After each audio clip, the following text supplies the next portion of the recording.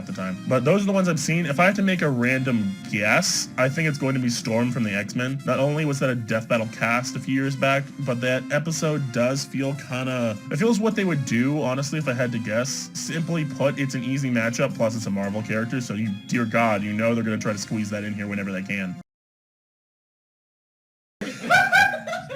I called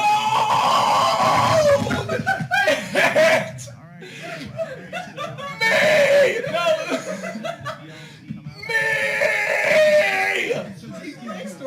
I don't care! Nobody else!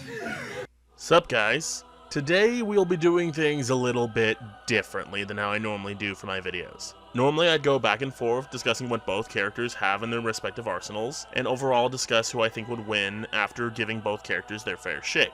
This time, we're not doing that, because there's no reason to.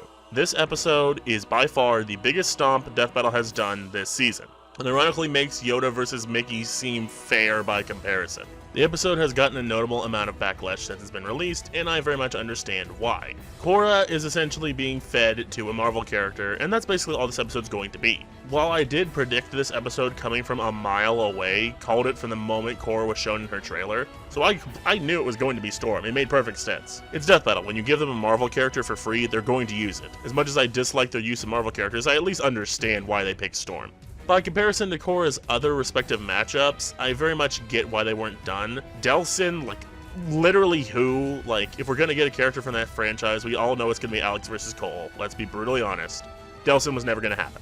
Moving on to Rey, I understand why they didn't do the matchup, because the matchup is literally built on the fact that it shits on both characters. That's what the matchup is. It's essentially, haha, both Mary Sues from famous series that have very controversial sequels. It's essentially there just to shit on both characters, which to be fair, I definitely agree that Rey is a much worse character by comparison to Korra, though Korra is certainly not great. The most likable she is probably in season 1 and 4, and then even then season 1 is a bit rough with the pro bending, which was just honestly a waste of time, and I honestly wish they removed that entirely. And yeah, I get Korra is kind of a Mary Sue, because she can just bend all 3 elements by the age of 5, which I'm pretty sure no other avatar has ever shown. But ultimately, Korra, I definitely prefer Korra comparatively to Rey, so if that fight was to happen, I'd definitely be fine with Korra winning. But with Storm, it's no contest. Storm is going to win, it's not even funny. There's no point in me going into a very long, insane rant about what these characters can do, because there's no point. To put this in perspective for those who are unaware of what Storm is actually capable of, let's look at Korra.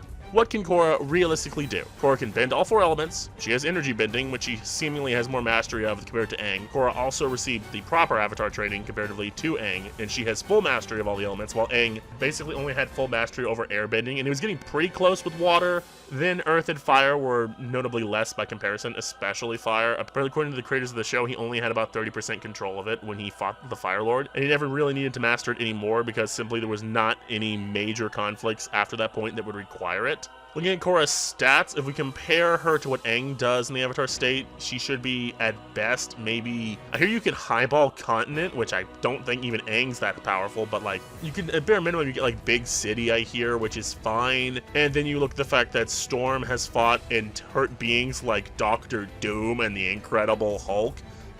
Good luck. That is planetary versus maybe best continent. That's a 7 times difference. Then in terms of speed, Korra has lightning reactionary stuff, and I know she can redirect lightning. And she can also metal bend, not that that'll be any use in this fight, but it's nice to have, I guess. Then by comparison, Storm has dodged and counteracted lasers from Cyclops all the time, and she's also dodged Thor's hammer in mid-air. Same hammer that can travel across the entire Marvel universe in a day?